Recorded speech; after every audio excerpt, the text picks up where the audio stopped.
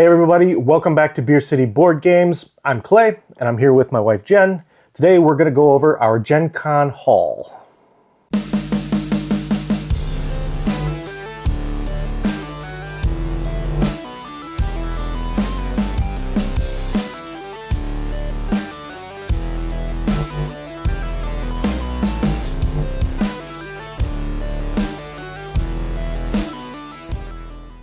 So we are maybe a few days behind schedule on this video. Unfortunately, when we got back from Gen Con, I was one of the lucky many, I suppose, that ended up coming down with COVID while at the show. So I was laid up for a few days, so didn't really get to jump right back into making content as soon as I got back from the convention. But feeling better now, ready to start making some videos again. And yeah, just wanted to go through, first of all, kind of some of the overview of what we thought of the convention this year, what we liked, what we didn't like, some of our favorite things, and then yeah, go through some of the stuff that we picked up while we were at the show. So let's start out with some of the things that we liked. So you want to go first? Sure. I really liked the I'll Play party that we went to the first night when we got into town. That was at the Yard House. Yes. Yes. It was at the Yard House. It was really fun, and we got to play pretty much all of their little box games. Tiny box games, which were a lot of fun, and I had a great time. Yeah. I also really enjoyed the Dice Tower Awards. Very funny. We were laughing a lot, and it was very entertaining. The Dice Tower Awards this year were very well thought out. Like the amount of effort that went into like the skits that they did and the musical number that they did at the top of the program. It was really impressive. Like she said, we laughed through pretty much the whole thing. It was a good time. It was good. It was very well done. Definitely recommend going to check that out if you haven't seen it already. For me, one of my favorite things from this year was going to the Charity Board Gamer meetup in the CGE room. That was just a really cool experience. Met a lot of cool people. There were a lot of content creators in there that I really enjoy watching, so it was very surreal to be in there kind of hanging out with them. We got to play a crazy version of Loopin' Louie with some sort of modification where it speeds up and slows down and stops and pauses and then just jumps right into going again. And a lot of laughing going on during that. That was a lot of fun. Now I'm trying to figure out how I can modify our Loopin' Chewie. No. But also watching like the Spielathon was a lot of fun, where they do all of these different little dexterity games and came down to like a head-to-head battle between two people, and all to raise money for charity, which was fantastic, and it was a lot of fun. Yeah, really enjoyed that. Some of the things we didn't like this year, so the crowds were crowded. The crowd seemed very heavy, especially on Thursday. Typically, what I have tended to notice is that Thursday and Saturday tend to be pretty busy. This year, Thursday seemed very busy, but then the rest of the week didn't seem quite so bad. Agree.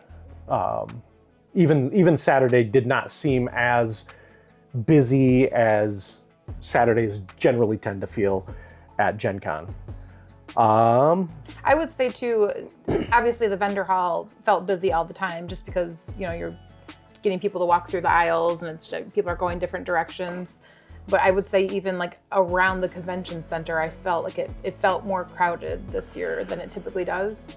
I would agree with that. It seemed like restaurants were harder to get into. Even some of the more farther out restaurants, it seemed like you were waiting a little bit more than normal. Mm-hmm. Another thing was the line management, at least for like the first day or two, seemed a little rocky. There were a few times where we got in line at least we thought we got in line. We didn't know if we were in line or not. We were asked if we were in line. We said, I hope so. One of my friends who works for the Restoration Games booth said that they had lines from other booths kind of wrapping around theirs, and it was. I'm sure that's difficult in a crowd that size, right. But it was one of those things that just kind of not like soured my experience, but like it was just annoying for honestly. It was just annoying because you just wanted to buy something and you didn't know if you were in line, and I don't know. I always feel like paranoid when I'm taking stuff out of the booth area to wait in line because I feel like they think I'm walking away with it. I'm like, I'm really just trying to get in line. I don't know where the line is. So. Right. Overall, though, I had a lot of fun this year. Yeah. I felt like I met a lot more people than I typically do, which is a little out of the ordinary for me. I definitely tend to be a pretty introverted person, so getting out into public and talking with people that I don't know is something that I'm still working on. And so if we spoke at the convention, just know that I really appreciate it, and it was great seeing you and getting a chance to talk to you. All right, let's get into some of the stuff that we picked up while we were at the show. And we're gonna have Jen go first. She got quite a few little trinkets.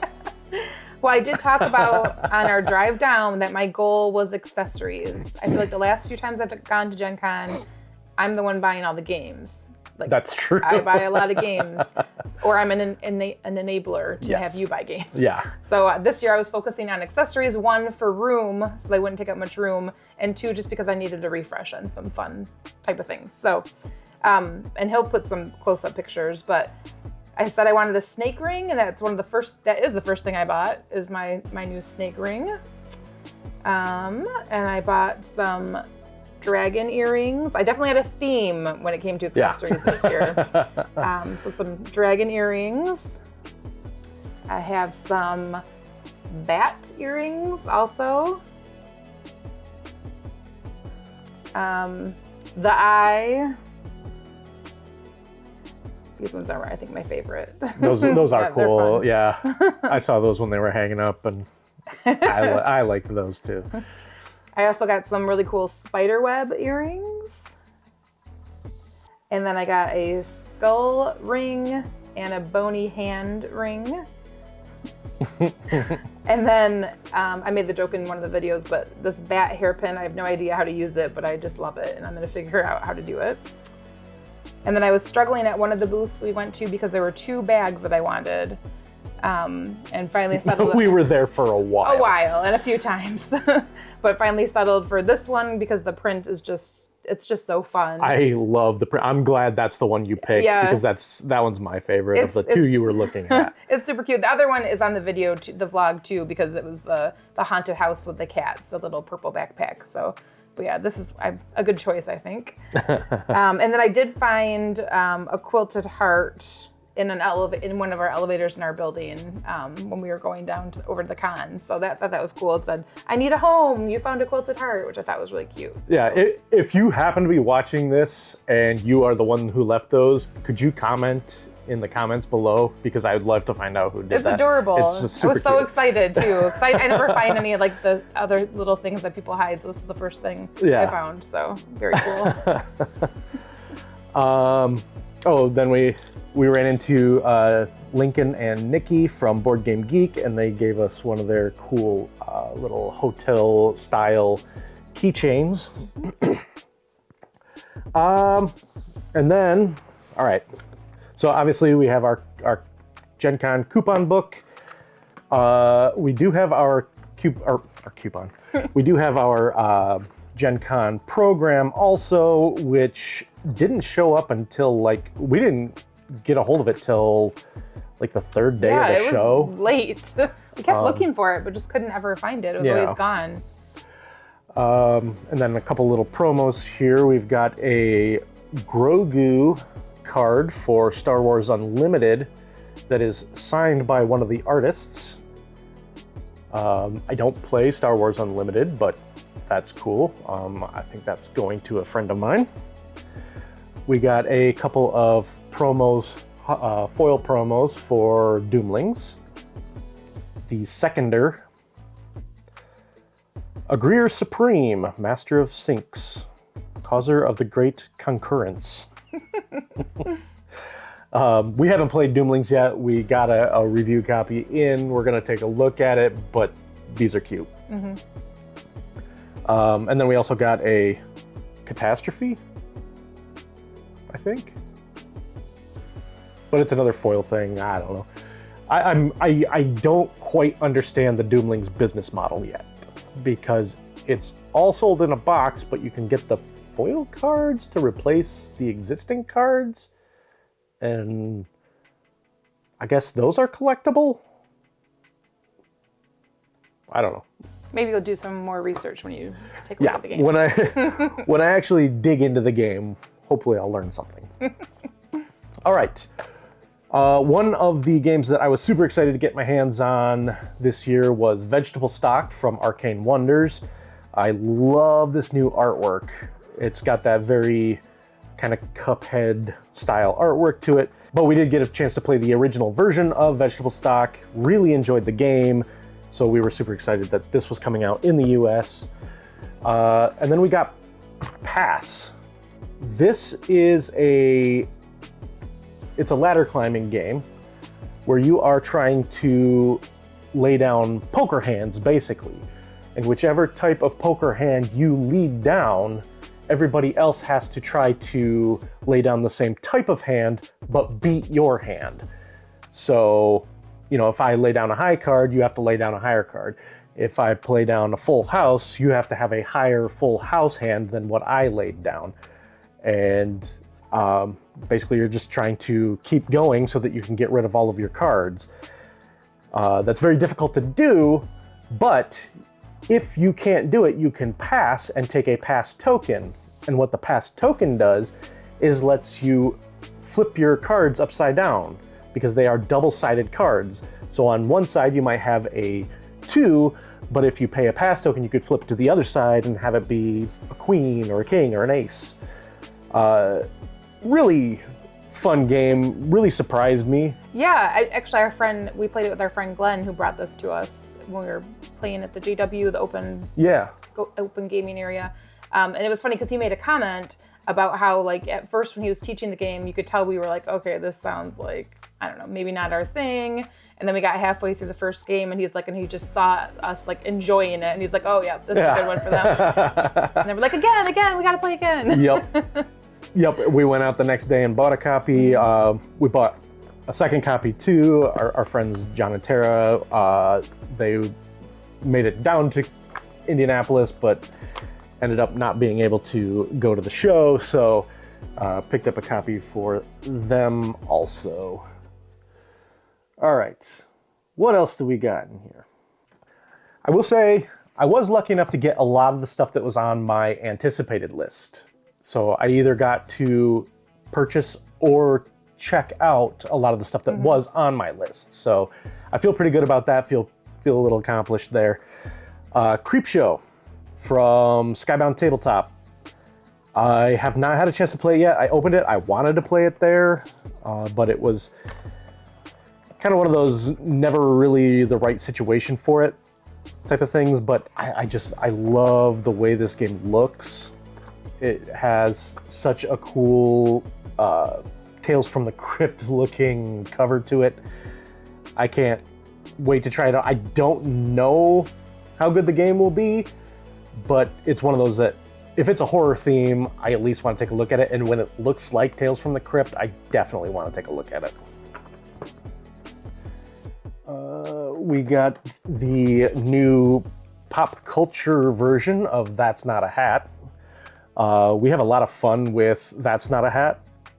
I'm terrible at it because I have a horrible memory, but the game itself is a ton of fun, and I'm really kind of curious to see what's added in the pop culture edition.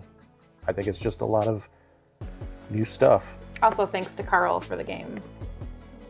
Yeah, there are a few in here that our friends Glenn and Carl picked up at the They were in the Strike tournament. So, which we wanted to go to also, but it was the same time as the Dice Tower Awards, I think. Correct. So we couldn't go to both. I do wish that it came as the same color back so you could just mix them all together. Oh, yeah. We got Murray the Asshole Frog. This was one that I didn't expect to actually pick up, but as we were listening to the pitch, it sounded like the pitch got me, pretty for sure. fun game, yeah. It was presented very well. It's a lot of just playing down cards and playing a bad card on your opponents. A very take-that-y type of game, but even the take-that doesn't feel too bad because you're getting something so if you play Murray onto somebody else's card sets, that card set goes away, but it leaves a tadpole card. And so those tadpole cards are worth some points as well. And plus, going in, it's not going to be a nice game. I think that's what makes it not so bad. Right. Everyone has to be a jerk to each other in this game. You can't play a game called Murray the Asshole Frog and not expect a little bit of take that. I'm kind of excited to play that one some more. That sounds like a great end of the night game in social situations for sure. Another one that we got a chance to play that I was pretty excited about was River Valley Glassworks. This one's from Allplay, designed by Matt Riddle, Ben Pinchback, and Adam Hill. Super cool components. The little glass pieces are super nice. Very cool, like drawstring bag and everything. Now, I do believe we do have the deluxe version of this. If not, I'd be really interested to see what that deluxe version looks like. But this was a pretty fun game. We were warned ahead of time that it's a fairly light game, and it was. It was, but I feel like it was not as light as I thought it was going to be by what I heard. I thought it was going to be like fly away light. Yeah, it was a little bit more than that. But there were some good decisions to make. Yeah, it's still fun. You still got to be strategic. And we also got the River Glass and Other Sundries little promo pack with it. Looks like it adds 6 new modules to expand the game and powers and scoring conditions, new scoring conditions. So I like that, but I think it's going to take it from kind of that lighter level and kind of gamer it up a little bit. So can't wait to play with that. Yeah. So we got Pandemic Hot Zone North America. I don't know too much about it. It wasn't really one that was on my games of interest list, but I guess Carl and Glenn got a few copies of that while they were at the Strike tournament as well. And also a copy of Trick Draw, which is a game that I know nothing about. So it says Magic Flippin' Cowboys. Well, can't go wrong there. Sounds pretty good. I really don't know. I don't know anything about it, but I'll give it a try. And then when we picked up some other stuff from the Arcane Wonders booth, we got a free copy of Senshi, which sounds like a very kind of abstract strategy type of game. Again, don't know too much about it, but the price was right at $0, so we'll give that a try also. And it sounded interesting. It did sound interesting, yeah. I mean, you especially tend to like abstract strategy. Yeah, I do. So, and then the other big game that we got from Arcane Wonders, Video Game Champion. I'm super excited about this because I was a 90s video game kid. I'm really hoping this is going to kind of give me that nostalgia of sitting in my buddy's basement playing 007 or Rampage all night long. I've watched a little bit of the gameplay of this. Looks pretty fun. I like the artwork. I like the way that the cards look, kind of like the video game cartridges themselves. So can't wait to check that out. what else we got here? Oh, we got a couple more of our all-play tiny box games. Panda Panda. I just love that. We had so much fun with this game throughout the con. Yeah. Because we got it the first night and we played it multiple times. We played this was the most played game of the convention for us. And I would say it's not something when I would hear it described that I would think, oh, I'm going to love this. Yeah. But it's just so fun and easy to play and you can teach it really quick. That's the thing is like it's super easy to get to the table. Mm-hmm. There's like very little prep. It does not take up a lot of table space. Super easy to teach. So it was really easy to break it out in a lot of different situations. I think you will be seeing a full review of that one coming out soon, so you'll get kind of more in-depth how to play and everything. But spoiler alert, we ended up enjoying Panda Panda. We have been trending towards like quicker, lighter games because we've got so many big games already. That is true. So we need more like lighter ones that are easy to carry, easy to bring places, easy to teach. Yes, I have. This was definitely a year of kind of lighter fare for us. Yep. I have said no Cthulhu. What did you buy last year? Cthulhu Wars. Yeah. No, I did not do that. I have said a lot in the past that kind of our sweet spot tends to be the mid-weight Euro, and while I still agree with that, and I think that is the types of games that I have the most fun playing, or at least would be like my if I were to choose a game to play, that would be the type of game that I would pick. Yeah. But that being said, yes, we have absolutely been trending towards the lighter, easy to play card games lately because they get to the table more often. They take up a lot less shelf space, which is nice. That's kind of getting to be a premium now, so these tiny box games are great for that. They're great, yeah. Speaking of Prey, was the other tiny box game that we got from All Play. This is a trick-taking game. You're going to play 12 tricks per hand.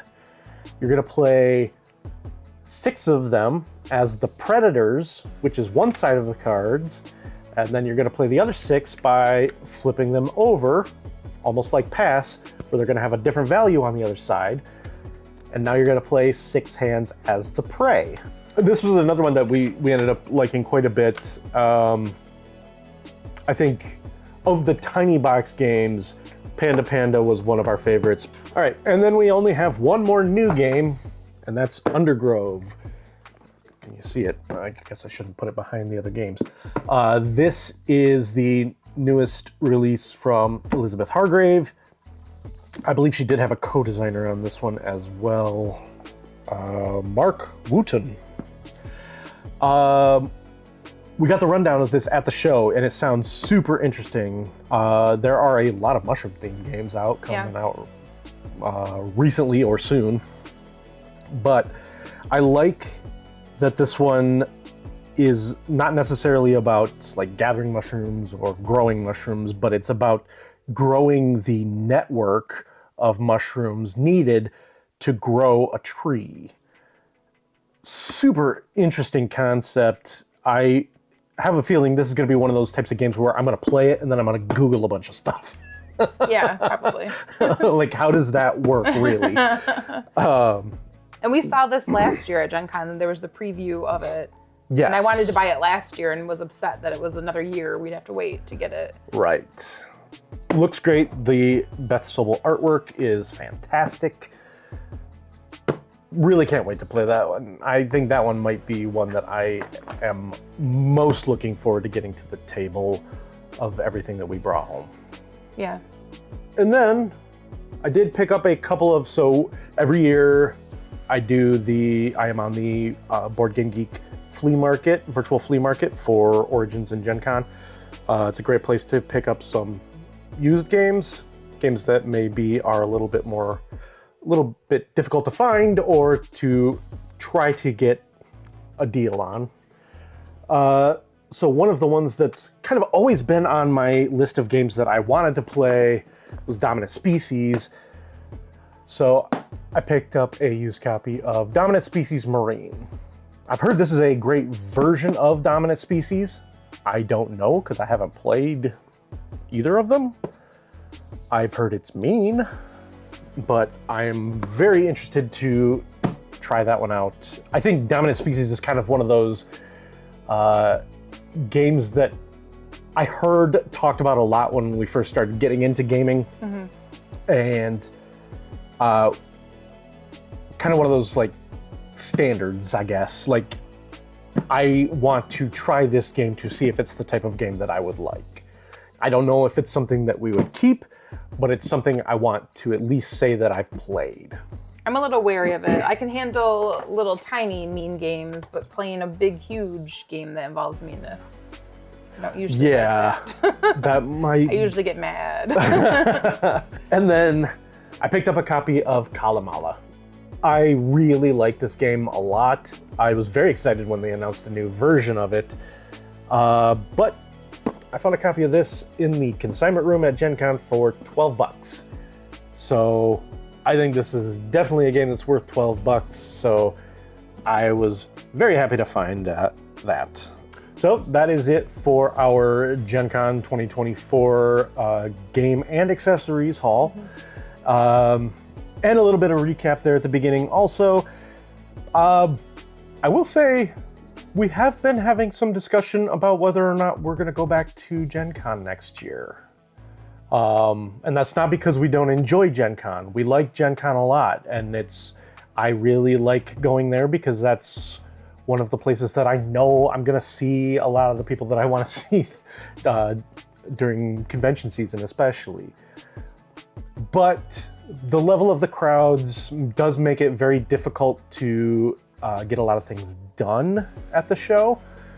And we also really like the idea of trying out some different cons, some new cons that we haven't been to yet. We have talked about making it out to PAX Unplugged or PAX East. We've talked about, both of the Dice Tower ones. Or the cruise. Or the cruise. We do like a cruise. Board Game Geek. Board Game Geek. Yeah, that one is one for sure I'd like to.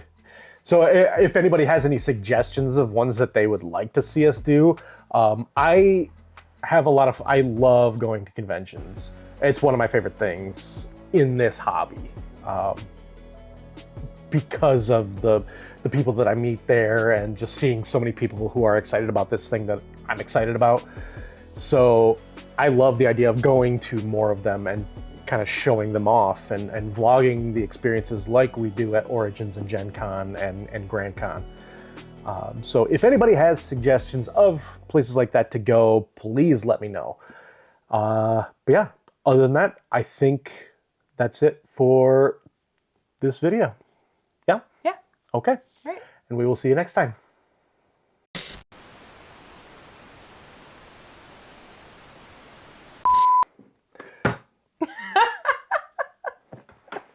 And on the same side, but just top and bottom. The different values are top and bottom.